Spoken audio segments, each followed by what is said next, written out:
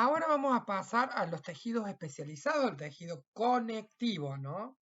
Tenemos el tejido adiposo, que se puede considerar como un tejido conectivo muy atípico. ¿Por qué? Porque la matriz extracelular es escasa.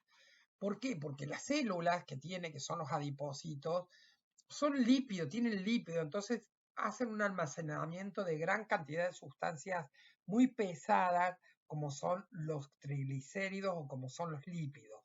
Los adipocitos se disponen entre sí formando lóbulos que están separados por septos o por compartimientos del tejido conectivo. El tejido cartilaginoso es otro tipo de tejido conectivo que se especializa y un principal tejido de soporte junto con el hueso gracias a las propiedades de su matriz extracelular. Es una estructura, sabemos que el cartílago no es completamente rígido ni blando, es semirrígido y va a permitir mantener la forma de numerosos órganos, inclusive la transición entre hueso y hueso muchas veces se hace con este tejido cartilaginoso. Es el principal tejido de soporte durante las etapas iniciales de desarrollo. Cuando un bebé nace, está prácticamente o en feto o embrión, prácticamente todo formado cartilaginoso y luego hay etapas de osificación ósea a través de la vida. Pero al principio somos bien de tejido cartilaginoso. Hay cartílagos que quedan en el cuerpo, hay otros que se transforman en óseo. Y hablando de estos tejidos o esos cartílagos que quedan en el cuerpo toda la vida, tenemos el cartílago que se llama hialino, el elástico y el fibrocartílago. El cartílago hialino es el que rodea la mayoría de los huesos, las articulaciones, ¿eh? Los anillos de la tráquea o el cartílago de la punta de la nariz. El elástico, este se llama así porque contiene gran cantidad de fibras elásticas, lo que le confiere la capacidad de estirarse sin romper su estructura y se encuentra en ciertos lugares como la epiglotis, en el oído, el canal auditivo y en el pabellón auditivo. Y el fibrocartílago, que también lo vamos a estudiar mucho, es el que se encuentra en lugares como los discos intervertebrales. ¿Se acuerdan? La hernia de disco. Bueno, esto está formado por un fibrocartílago entre una vértebra u otra para hacer una amortiguación. Y además permite la inserción del tendón al hueso. Otra de los tejidos especializados, el tejido conectivo, es el tejido óseo, es el principal tejido de sostén y de protección. Hacen el almacenamiento y regulación metabólica de elementos como el calcio y el fósforo. El tejido óseo tiene una gran cantidad de un mineral que es el calcio. Y hace la producción de las células sanguíneas, lo que se llama la hematopoiesis. ¿Dónde se produce la sangre? Justamente la médula del tejido óseo. Ahí se produce, por eso se llama hematopoyético. Y el tejido óseo, que es otro de los tejidos conectivos que se han especializado, tiene un componente más característico que es la matriz extracelular que está mineralizada, formada por cristales de hidroxiapatita y el resto lo forma la parte orgánica de la matriz que está compuesta por una gran abundante fibras de colágeno de tipo 1 y por glucosaminoglicanos en menor cantidad. Según la densidad de la matriz extracelular, hablamos de un hueso que puede ser compacto, cuando es muy denso. Por ejemplo, hay huesos que van a proteger el cráneo, todo el sistema nervioso, o hay huesos que son más esponjosos cuando presentan numerosas cavidades que le dan un aspecto más laxo y muchas veces también permite el pasaje de más estructuras vasculares por dentro. Las células óseas se caracterizan por tener distintos nombres. Por ejemplo, los osteocitos es la célula ósea por excelencia madura.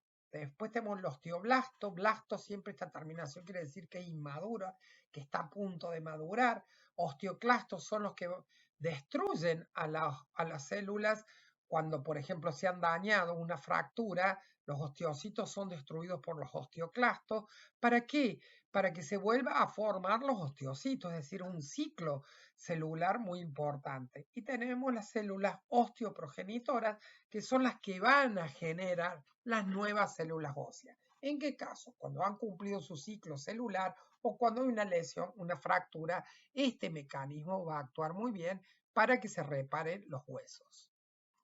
El hueso esponjoso o trabecular posee grandes espacios denominados cavidades vasculares ocupados por vasos sanguíneos y elementos que forman la sangre o hematopoyéticos. Por eso tienen estos lugares o estas trabéculas, o se les llama esponjoso porque se le ve como unos huequitos por dentro para que tengan estas estructuras formadoras de sangre o para que tengan distintas cavidades vasculares. Mientras que también hay un hueso que se llama compacto, que es mucho más duro, también cortical, que este no posee cavidades vasculares, no va a tener esa función hematopoyética, sino que su matriz se va a ordenar en laminillas óseas, las cuales se pueden disponer de manera paralela, como el hueso compacto laminar, o de manera concéntrica alrededor de un canal, como el hueso compacto tipo osteónico. Ya lo van a ver más en anatomía también. Acá tienen un hueso compacto y un hueso esponjoso, la diferencia. Van a ver lo que es la ostión en la izquierda, el periósteo, que es la capa de tejido conectivo alrededor del hueso, el canal de Havertz, que es por donde transcurren los vasos sanguíneos, el canal de Volkmann, y en el hueso esponjoso van a ver las trabéculas para que pasen las cavidades vasculares. Bueno, otro de los tejidos conectivos, el tejido conectivo líquido es el llamado tejido sanguíneo o nada más ni nada menos que la sangre.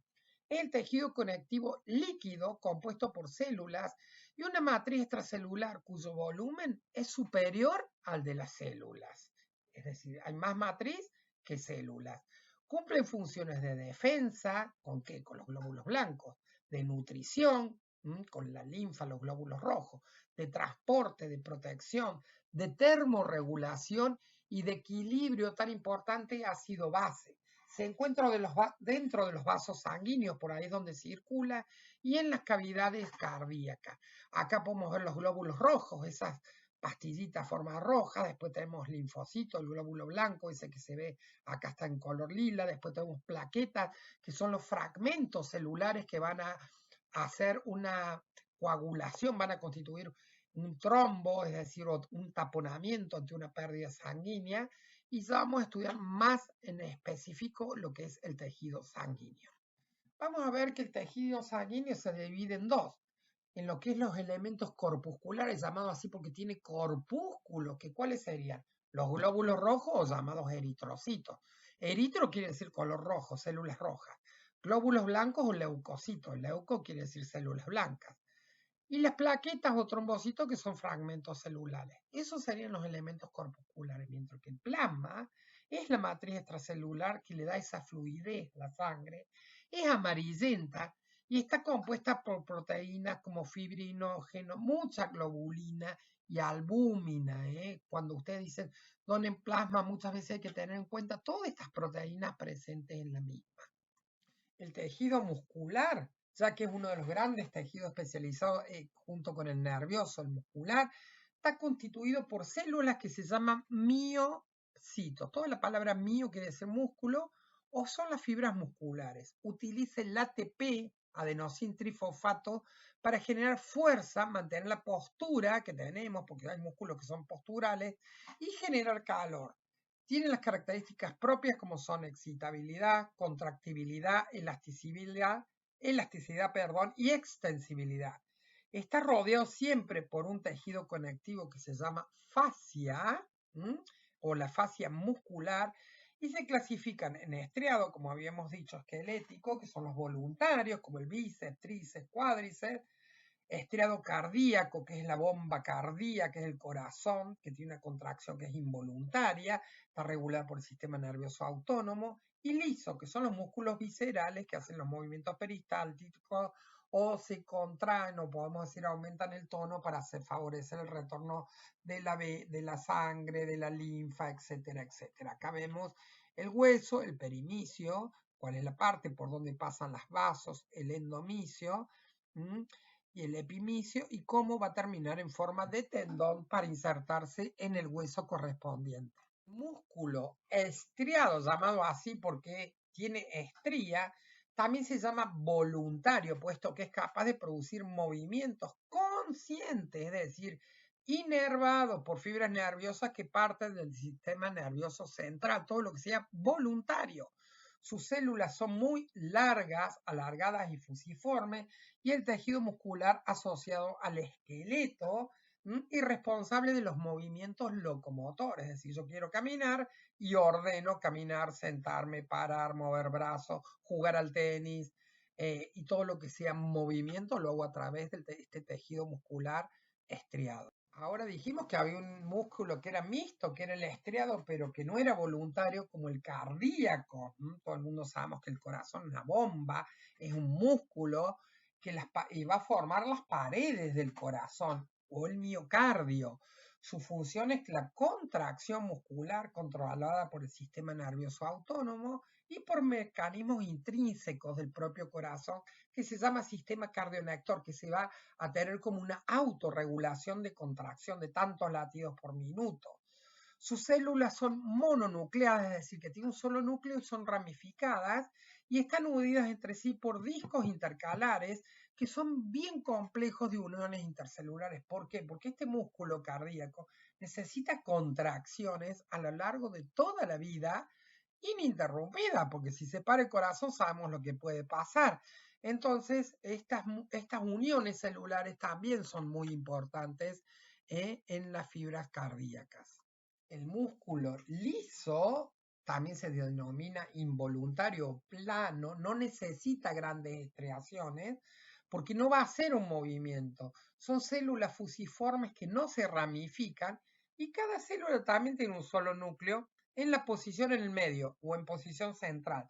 Se encuentran en todas aquellas estructuras corporales que no requieren movimiento voluntario, como aparato digestivo, glándulas, vasos sanguíneos, sistema digestivo, etcétera, etcétera. Ahora vamos a ir a otro de los tejidos especializados junto con el muscular, que es el tejido nervioso. ¿Qué quiere decir? Es un tejido excitable. Claro que es excitable, que lo podemos excitar, que reacciona, que tiene una respuesta.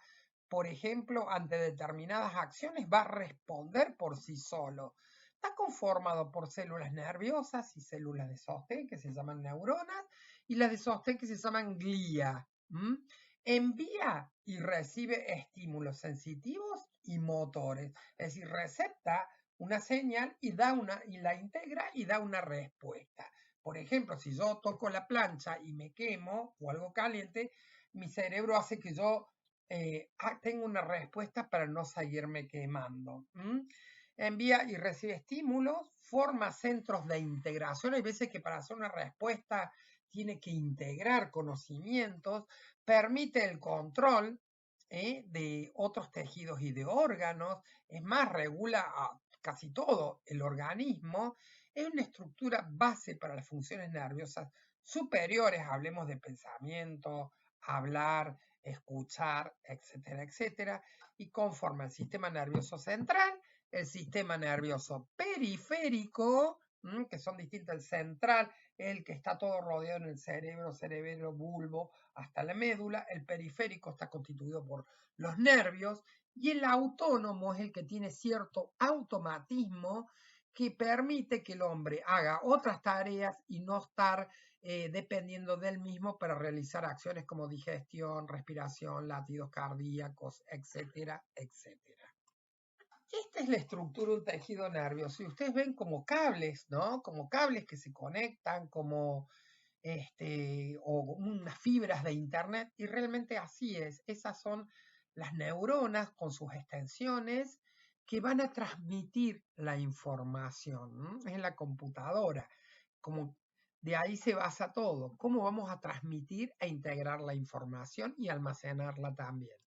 Las células nerviosas se dividen en dos. Una que todo el mundo las conocemos, la habremos escuchado nombrar, que son las neuronas, que tenemos las sensitivas, que son las que tienen la sensibilidad, que llevan la información, las motoras o las motrices que van a producir un movimiento, o las interneuronas que hay entre ellas. Y después tenemos las células glía, que son las de sostén, que tenemos los oligodendrocitos, los astrocitos y la microglia. Bueno, ahí vemos la constitución de las neuronas y las células de las neuroglias, los astrocitos, las partes que tiene una neurona, cómo se ramifica para transmitir la información y comunicarse. Muchas gracias y espero que hayan comprendido todo este material de los tejidos del cuerpo.